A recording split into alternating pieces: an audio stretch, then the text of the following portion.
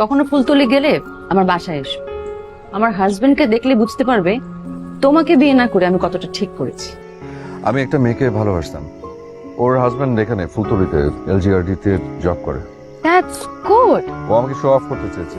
ও দেখাতে চেয়েছে যে ওর হাজবেন্ড আমার থেকে বেটার। আইডিয়া। সাদাত তুমি তুমি আমাকে বলেছিলে না যে ফুলতলিতে যদি কখনো আসি তাহলে তোমাকে যাতে আমি জানাই। আমি এখন ফুলতলিতে আমার ওয়াইফকে নিয়ে বেড়াতে আসছি। সত্যি? তুমি আমাকে দেখাতে চেয়েছিলে না যে তোমার হাজবেন্ড আমার থেকে বেটার।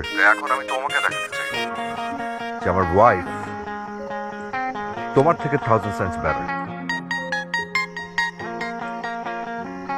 দাদা তো অনেক লাকি, তোমার মতো একটা লক্ষ্মী বউ পেয়েছে। ও লাকি না, আমি লাকি। আমি কেন লাকি জানো? কেন? বিকজ ওর সেই গার্লফ্রেন্ড ভেরি মাচ আনলাকি। মানে ওর গার্লফ্রেন্ড ওকে ছেড়ে চলে না গেলে তো আমি সাদাতকে লাইফ পার্টনার হিসেবে পেতাম না।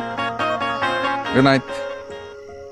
দুজনকে একসাথে ভালোই মানিয়েছে, আর দুজনের সম্পর্কটা না হিংসা করার মতো। চলো আমরা গিয়ে শুয়ে পড়ি। হয়েছে, এখন ওদেরকে কপি করতে হবে না।